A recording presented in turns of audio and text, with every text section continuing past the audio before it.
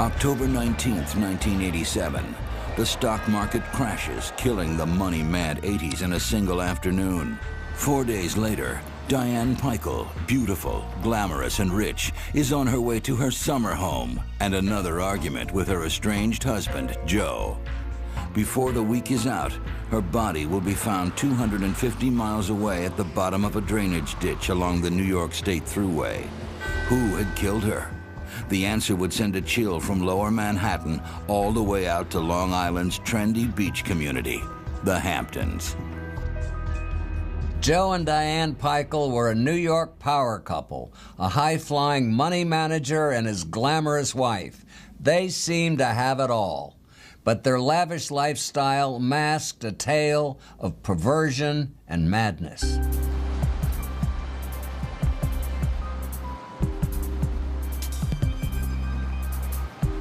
New York City, the capital of money, fashion, glamour, and success. People come from all over the world to try to make it in New York. Some dream of making it big on Wall Street.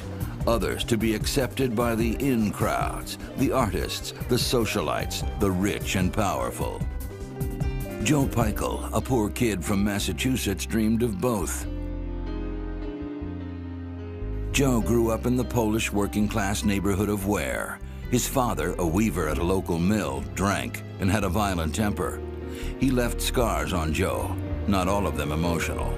He would later tell people that he had a very abused childhood, that his father was an alcoholic, and beat him so severely that on one occasion broke his jaw. Despite the abuse, Joe excelled in school, learning at an early age to conceal his most intimate feelings. In high school, he did fairly well. He was on the football team, glee club, a very good student, went to a 5-year program at Northeastern University, where he graduated with high distinction, which is equivalent to magna cum laude. At Northeastern University, Joe met and married Sandy Jarvinen, a sweet and submissive girl. Joe was dominant, confident, and in Sandy's eyes, charismatic. In 1960, the couple moved to New York City, and Joe went to work as a money manager on Wall Street. It was the beginning of the 60s stock boom. Joe was in the right place at the right time. The hours were brutal and the pressure intense, but his hard work paid off. By the end of the decade, he was a multi-millionaire. He often traveled to Europe by Concorde to check out stocks firsthand and was celebrated in the financial press for his business savvy. He was a self-made man, a strong-willed man, a man who trusted and kept his own counsel above all others. He was a wheeler dealer in stocks in the stock market, noted for his very aggressive trading. But what made for success in business caused pain at home. Joe bullied and abused Sandy and often drank to excess. One occasion, he hit her on the head with a statue, and she fell down a flight of steps unconscious or semi-conscious. Woke up, got herself together to get into a car, and then just fled. By the early 70s, Joe was caught in a dangerous downward spiral. He and Sandy divorced. He was overextended financially, and fellow brokers complained that he was often drunk and disorderly at the office. One day, when a limousine driver came to pick up Joe, he accused the man of having an affair with Sandy. When the driver denied it, Joe pulled out a gun and pistol whipped him. There's no question that Joe Pikul had an extremely volatile temper. The cab driver incident is just one of many in the course of his life where this guy would snap and go ballistic at anybody and everything that got in his way. With his divorce from Sandy, his financial woes, and his drinking problem, Joe clearly needed help. In April of 1976, he entered Alcoholics Anonymous near his apartment in the West Village. I'm very familiar with the Perry Street AA. I went there myself every day for a couple of years. At Perry Street, Joe found himself surrounded by artists, writers, and intellectuals. One of them was a beautiful yet troubled young writer named Diane Whitmore. Diane grew up in a wealthy Indiana family. She was an only child who dreamed of life in the big city, of writing, art, and lavish parties. She was just a fascinating woman. She was hilariously funny. She was gracious. She was interesting and intelligent. In 1965, Diane graduated from Mount Holyoke, an exclusive women's college. She set off for New York's famous Greenwich Village with two ambitions: to become a writer and to get rich. She was looking for, you know, a post-college, post-Midwest experience that was full of glamour, edge, poetry, bohemianism, a hint of violence, which is something that always attracted her, and she was quite frank about that. She spent the next 10 years experimenting with drugs and a series of volatile relationships. One of the things that drew Diane to men who were not good for her was that she wanted to do anything to change the script of the nice girl getting married, having children, living happily ever after. But after a decade of trying to find herself in New York, Diane was divorced, drug-dependent, and a recovering alcoholic. She desperately needed a change in her life. She hoped to find that change in AA, and she did. She met Joe. He had a dark side, clearly, and she was attracted to the dark side. At the same time, she wanted to, at that point, be a rich man's wife, and she got both in this one package, and it was a very, incendiary package. She was gorgeous, she was funny, she was sexy, she was talented. He was not a particularly handsome man. She probably knocked his socks off. And I also think, sadly, that he had the eyes of a predator, that he sensed that he could get her. Just a few months into their relationship, Diane became pregnant. 2 months later, on July 14th, 1978, Diane and Joe were married. When Joe and Diane walked down the aisle, they thought they were walking into a fresh, new beginning. But their marriage would turn out to be a big mistake, a deadly mistake. By the early 1980s, Joe Pikul's fortunes were on the rise again. Diane stayed at home, caring for their daughter Claudia and infant son Blake. When they got married, they were both in recovery. They were both working very hard on themselves. They were very, very invested in being the very best parents that they could be. Joe adored the children. The family moved into an historic apartment in Greenwich Village.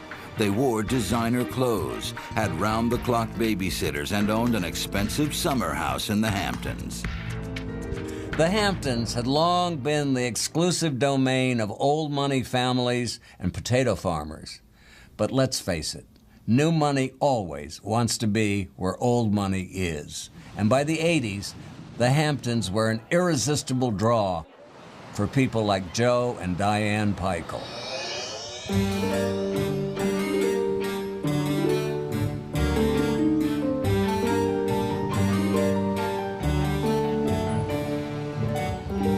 With its oceanfront properties and trendy scene, the Hamptons was a favorite getaway for the rich and famous like Calvin Klein, Christie Brinkley, and Paul Simon. The Pikul's Amagansett retreat was at the edge of this rarefied world. It was an upper middle class, 80s affluent life. The kids were in private schools. She had a decorator for both her village apartment and her Amagansett house. Diane was living the high life she had always wanted. She and the children spent summers in the Hamptons.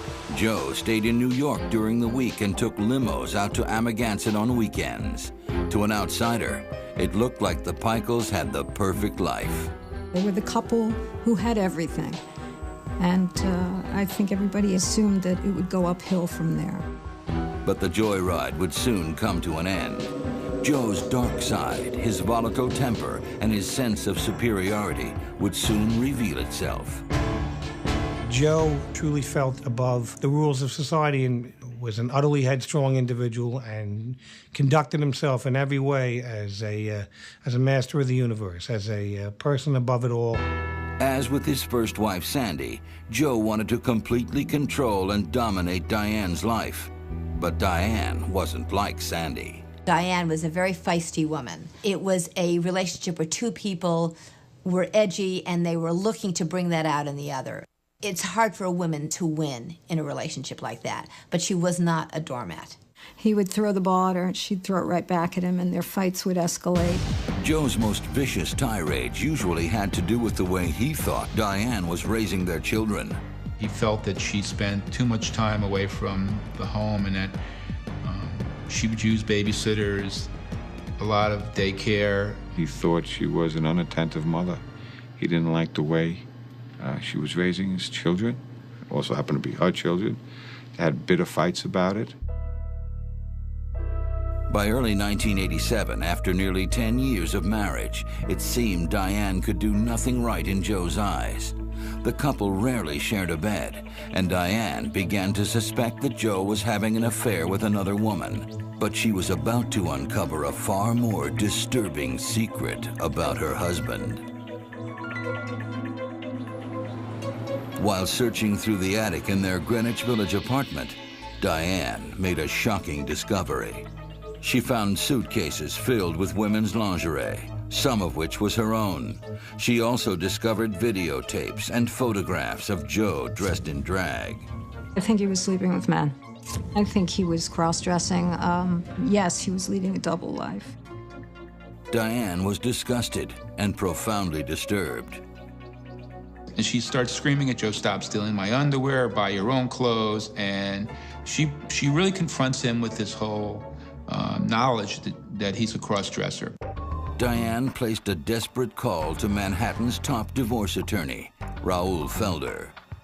I don't think he was leading a double life. I think he was leading a triple life. He had a life at the office where he's a successful bond trader. He had a life at home where he abused Diane. And then he had the third life as a cross-dresser. But Diane knew that if she kicked Joe out, he'd take his money with him, and she wasn't ready for that. Not yet.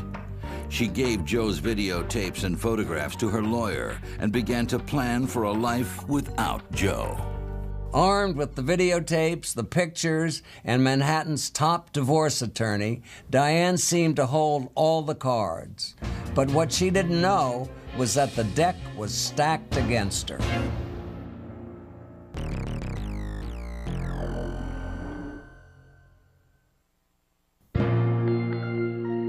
While Diane tried to keep the marriage together, Joe secretly began recording their arguments and hired a private detective to spy on her. We would go out to dinner, and there'd be somebody sitting at the table across the way watching us. And Diane would say, "That's the detective." Meanwhile, Joe was becoming even more eccentric. He rented a secret apartment in Battery Park City and filled it with women's clothing and lingerie. One night, he blindfolded the children and led them to the apartment, warning them not to tell Mommy about Daddy's secret. The thing that triggered and set off alarm bells in my head was blindfolding children and taking them to another location. And that's when I told her, "Let me get you an order of protection, let's kick him out." Frightened but determined not to leave Joe until she was sure she could make it on her own, Diane took a job as an assistant at Harper's Magazine. It was a sort of a glamorous job. At Harper's, she was seen as the sort of wonderful, glamorous personality that she was, and at home, she was being abused. So it was an escape for her. Diane also enrolled in a creative writing class and began writing short stories. She wanted to improve herself. She wanted some self-worth. She felt that for too long, her only purpose in life had been to serve Joe. But seeing his wife develop an independent life outside his orbit made Joe even angrier. Joe didn't like her working. Joe wanted her to be there every minute, like on call 24 hours a day. Just when it seemed like things couldn't get any worse, on Monday, October 19th, 1987, the stock market crashed. It was the biggest single-day point drop since the Great Depression. As his marriage is unraveling, his personal life is unraveling, Black Monday hits the stock market. And he loses so much money that he knows he's dead, he's gone. 3 days later, Joe met with his ex-wife Sandy at the World Trade Center's Windows on the World restaurant. He asked her to become the legal guardian of his children if anything should happen to him, or if Diane were to have an accident. At the same time, Diane was making plans to leave Joe and take the children with her. She was doing everything she could to get out. She was looking for another place to live. She had done all the things that you're supposed to do when you're in that kind of situation. She had money put away. She had bags at friends' houses. She knew about the shelters. Joe and Diane both knew their marriage was broken beyond repair. So that Friday, they drove to Amagansett in separate cars with a plan to divide up their belongings before putting their summer house up for sale. We were supposed to have dinner that night. And I called her up that afternoon, and I said, "Are we going out to dinner?" And she said, "No." And she told me that, you know, she was going out to Amagansett so that she and Joe could divide up property. And I remember thinking, what? They were going out to settle up their affairs. And it was one of those situations where she clearly should not have gone. I remember walking out of the hall, following her, basically being a nuisance, and her last words to me were, "Don't worry, I can handle it." In a movie, this is where you'd shout out, "Don't go in that room." But it wasn't a movie, and no one would be able to save Diane Pikul. After Joe and the children got to the house in Amagansett, Joe put the kids to bed. When she finally pulled into the driveway at 1 a.m., Joe was waiting. The next morning, when the children asked where their mother was, Joe explained that Mommy and Daddy had fought and Diane had disappeared. He told them that they were going on a road trip upstate. He rushed them into the front of the family station wagon. In the back of the car was a large and mysterious bundle. First stop, the Amagansett hardware store. What he asked for was like rope, wheelbarrow. He bought a shovel, he bought tarps, he bought trash bags, cleaning supplies. Joe paid the bill, nearly $400, and went next door to buy 12 bags of ice, refusing to let anyone near the station wagon. I wanted to put all the merchandise that he bought into the car, and he was like livid that do not put this in my car. I don't want you putting anything in my car, just put it outside the car. With the car fully loaded, Joe and the children headed upstate. On the way, Joe called an old college friend to ask him for a favor. Where he reaches out to his college roommate, hasn't seen the guy for more than a decade, and says, "Can you watch my kids for the weekend?" After driving 150 miles north to drop off his kids at his friend's house in upstate New York, Joe drove another 200 miles to his ex-wife Sandy's house near Boston. When he finally arrived at 4 in the morning, Joe, acting crazed and desperate, told Sandy he had something to bury. At first she thought this was some sort of financial transaction and he just needed to hide something. Then he said, "No, I really want to bury it in your backyard." As the conversation goes on, it becomes more clear to Sandy that he's talking about burying Diane. Joe admitted to Sandy that he had killed Diane and that her body was in the car. When Sandy refused to help him, he headed back to Manhattan. Joe Pikul had now spun completely out of control. I mean, this was a man who was once celebrated as a Wall Street whiz kid, and now he's asking his first wife if he can bury his second wife's body in her backyard. 48 hours after he murdered his wife, Joe Pikul awakened in his Greenwich Village apartment. Joe's children were still upstate with his college friend, and his wife's body was still in his car, parked on a side street just around the corner. He called his children's schools to report they would be absent. Then, he got into his car for the 2-hour drive upstate to pick them up. But first, He had to dispose of their mother's body. As he approached the Newburgh exit, there was a pull-off on the road. And I think he realized that this would probably be the last chance that he had. He pulled off, he looked down in a drainage ditch, and he just said, I got to get rid of it, and put it at that location. Joe was just a few miles away from picking up his children when he pulled Diane's tarp-wrapped body out of the car and dragged it 30 feet down into a drainage ditch. I always thought that for such a smart, intelligent man who was very successful in the professional world, that it was very strange that he would dump his wife's body in a place where she could be easily found. After picking up his children, he drove to the Stewart Auto Wash in Newburgh, New York. He looked like he'd been like with days without sleep. His hair was a mess, you know, his clothes were all wrinkled. He really looked, you know, like he was in rough shape.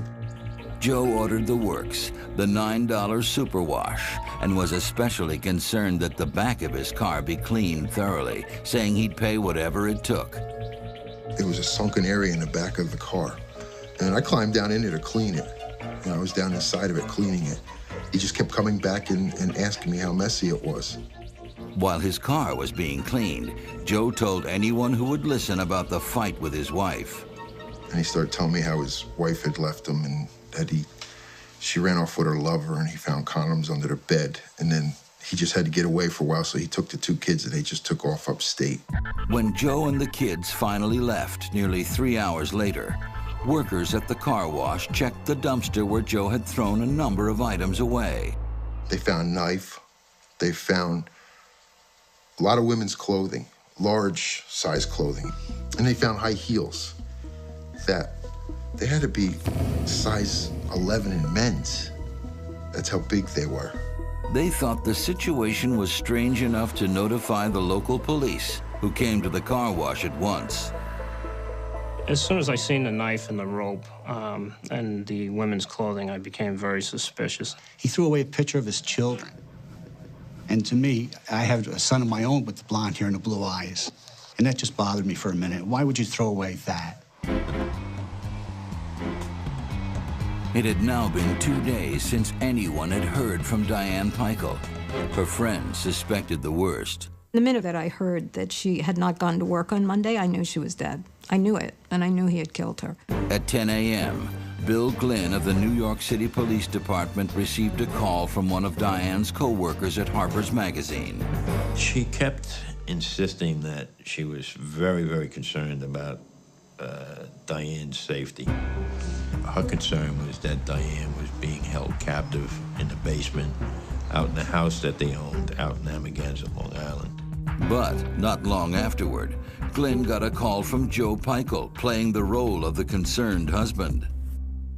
I just wanted to let you know, he said, I had an argument with my wife, he said, out in Amagansett, Long Island. He said he was looking for his kid's shoes under the bed, and he found a condom under the bed, and the condom didn't belong to him. So he confronted his wife about it. They had a verbal altercation, and she walked out the door. And she never returned. Joe promised to call Glynn if Diane didn't show up by nightfall. The police then decided to set a trap for Joe. He got a call from someone claiming to have found his credit cards in a dumpster at a car wash in Newburgh. The caller, who identified himself as John Clancy, was actually Newburgh detective John Smith. In the beginning, he was fine until I started mentioning credit cards, wallet, things of that nature. He became very, very nervous, started stammering. I thought he sounded like he had marbles in his mouth. Joe sent his limo driver to pick up the credit cards in Newburgh, but when he got there, there was no John Clancy waiting. By this time, the Newburgh police had traced the credit card address to Manhattan's Greenwich Village. They alerted the NYPD. So I says, I don't know what's going on here, but I explained to him that I was going over to meet this fellow. Around midnight, Detective Glynn headed over to Joe's apartment to take a missing persons report. Pikul struck me as a little strange here. I felt at that time he was trying to cover something up, but I didn't know what. I said, well, are you concerned that, you haven't seen her in 24 hours? And he said, no, she's done this before. He said she'll eventually show up. The next day, the New York State Police searched Joe and Diane's home in the Hamptons. Right next to the residence was a cemetery. Our first thought was that she could possibly be buried there.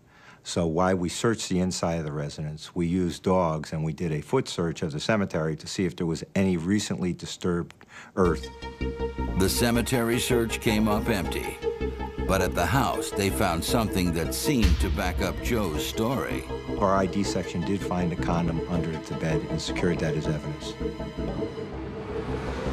But the next day, the police got a call from maintenance workers on the New York State Thruway in Newburgh. I received a call from the barracks saying that there was a body on the thruway, that there was a dead female discovered alongside the thruway at milepost 56.5.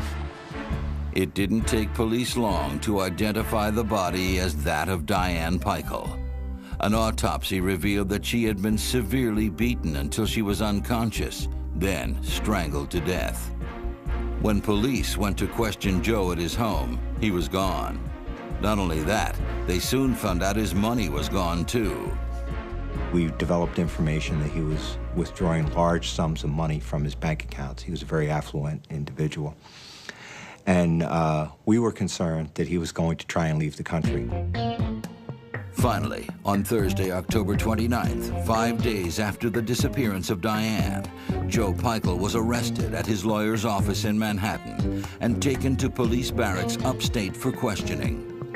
Detective Joe Tripotto was in the car. He was constantly talking about this Diane, how nasty she was and how he thought she had boyfriends. To keep him talking, Detective Tripotto took Joe to the morgue to see the body. And Pikul looked at her, and I specifically looked at him to see, looking for some big reaction. He looked at her and he just said, "That's her." Joe was then asked to undress so police could check for drugs or marks on his body. Pikul violently objected. I said, "Joe, you're going to strip. We want you to take your clothes off, and if you're not going to take them off, we're going to take them off you." So he said, "Okay." And he took his clothes off, and as he took his clothes off, we seen why he was reluctant to take his clothes off. And he had a woman's bra, he had pantyhose, and woman's panties on. When Tripotto noticed cuts and scratches on his side and hand, Joe was ready with an explanation. He said he did it with the kids, playing with the kids.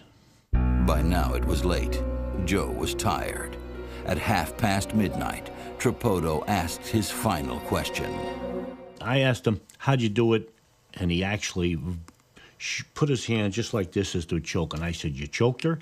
And he said, he shook his head, "Yes." Now, 6 days after strangling his wife, Joe Pikul, millionaire stockbroker, was officially charged with murder. Bail was set at $350,000.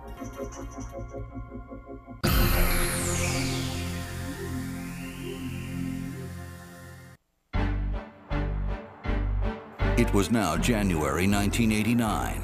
Diane Pikul had been dead for more than a year. Although her husband Joe admitted to police he strangled her, he claimed it was in self-defense. To handle his case, Pikul hired high-profile New York defense attorneys Stephen Worth and Ron Beckoff. This was going to be a very interesting trial indeed. It was Joe's word and his money against the state's evidence. And to make matters more bizarre, Joe had remarried. His new wife was a Manhattan fashion designer named Mary Bain.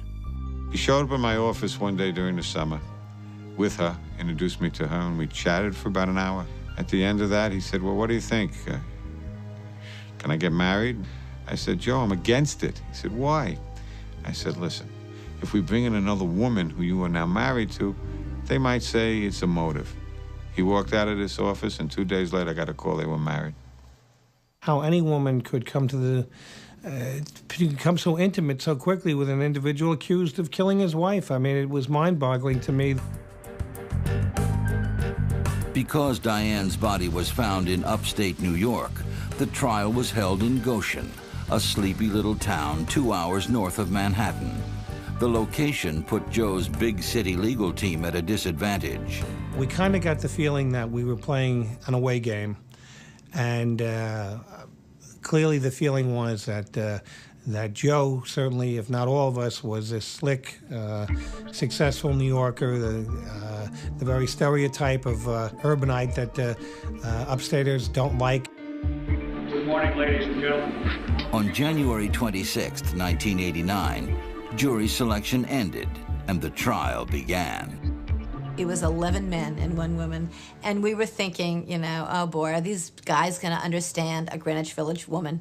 You know, are they going to just say, you know, she kind of deserved it? Joe's lawyers would go out of their way to appease the small-town jury, but they couldn't control Joe's new wife, Mary. We go there the first day, and Mary shows up with Joe, and they're coming in holding hands, and she's in a full-length mink coat. I grabbed her before we went in the car and said, Mary, I don't know what's in there, but they ain't gonna like the full-length coat. You can't come in there with the full-length coat. She said, okay. She took the coat off, hung it up. Next day, Joe came in by himself. I was relieved. But an hour later, when everyone was in there and no one was there to stop her, she walked into the court and sat there the whole day in a full-length mink coat.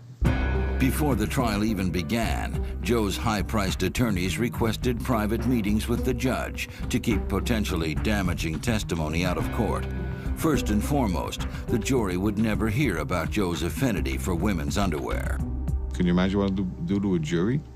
You get a grandmother or a school teacher, and all of a sudden they hear someone cross-dressing. They're not used to that, and it'll strike them as odd and probably hold it against them.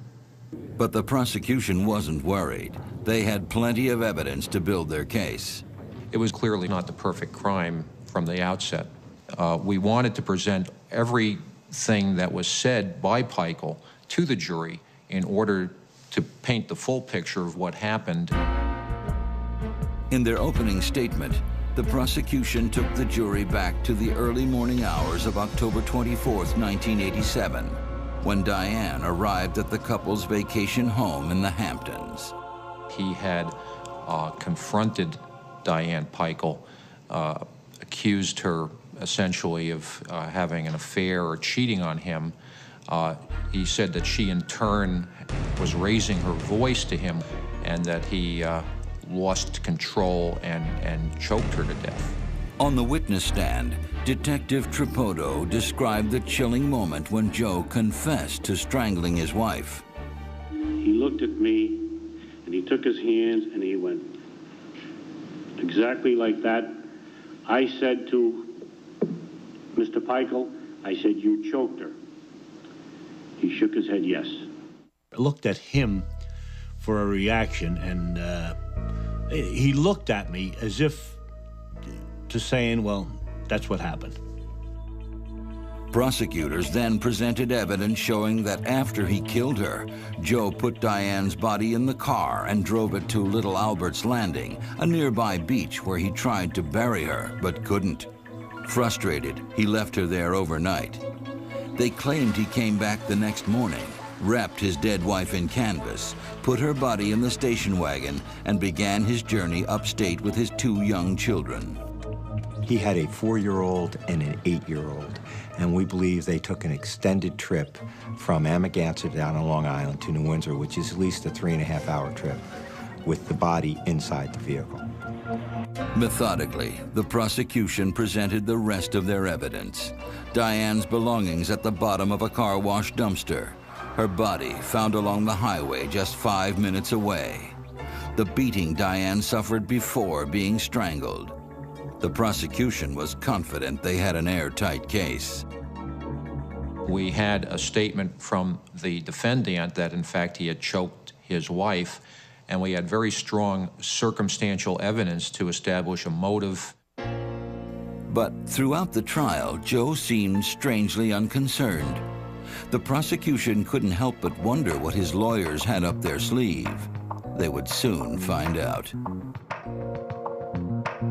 The defense planned to call Joe himself to the stand to testify on his own behalf.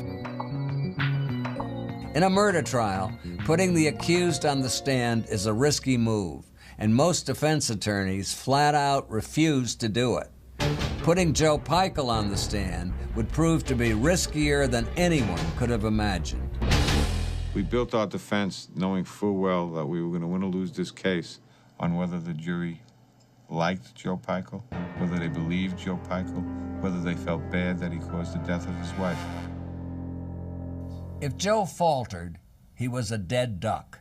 But Joe's lawyers had been rehearsing him for weeks, and they were confident that he could pull it off. But on the morning Joe Pikul was scheduled to take the stand, he didn't show up. The next morning, 9:30, no Joe Pikul. Step up. Step up. Step up. 5 minutes before 10 or thereabouts, he staggers into the courtroom with Mary.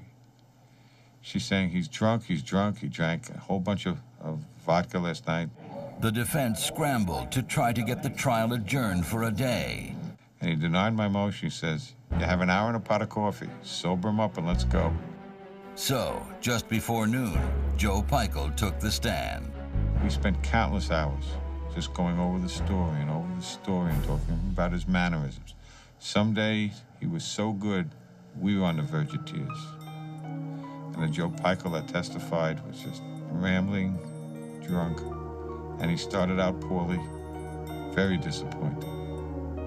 He almost made me want to drink.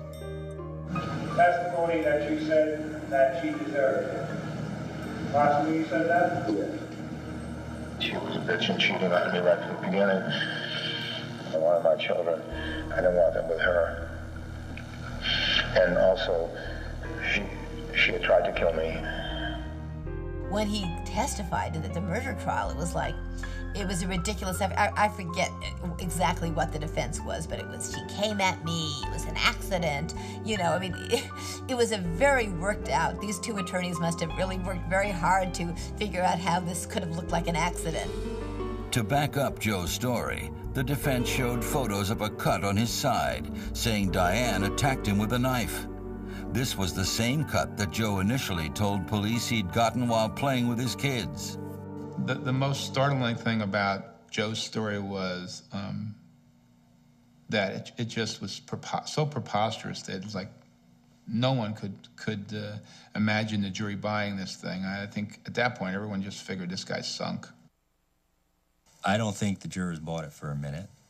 If there was nothing else that pointed towards his guilt, I think that would have done it.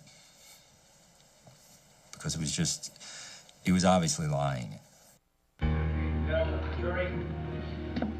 The very next day, the jury announced they had reached a verdict. We were playing hearts in the jury room, and we got word there was a verdict. We went back there. I looked at him, and he said, good luck. I said, me? Good luck to you, Joe. Does the jury find the defendant guilty of murder in the second degree? We do. Is that a unanimous verdict? Unanimous verdict. They found him guilty. He went like this. I lean over and he whispered. He says, I'm sorry. I messed up. I shouldn't have drank. I think he was shocked. I think he was living in his own world. He never expected it.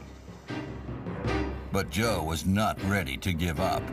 A few days after the verdict, Joe's new wife, Mary, brought his attorney an audio tape of an argument between Joe and Diane.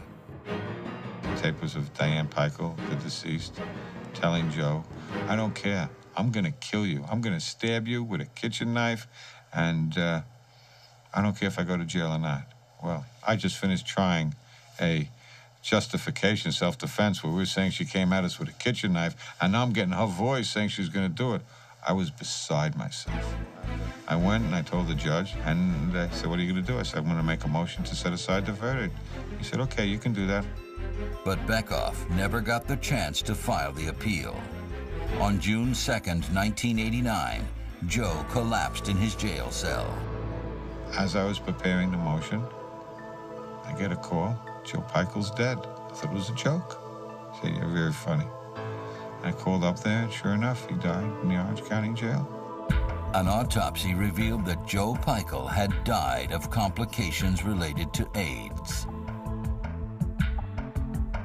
Ironically, his death enabled his attorneys to clear his name. In New York State, if you die before you are sentenced, the conviction is vacated. Because he hadn't been sentenced and the appeal process hadn't been exhausted, technically, he wasn't convicted of the murder. After a funeral at St. Joseph's Catholic Church in Greenwich Village, Joe was buried in an unmarked grave in the cemetery next to the Amagansett house where he killed Diane. 6 months later, his conviction was officially erased from his records. In the eyes of the law, Joe had become an innocent man. Despite all the money he spent on his defense, it was Joe's death that secured his innocence. As far as New York State is concerned, he died with a spotless record. But Joe Pikul is not an innocent man. He brutally murdered the mother of his children, and somewhere, perhaps, he's paying for it. For Court TV, I'm Dominic Dunn.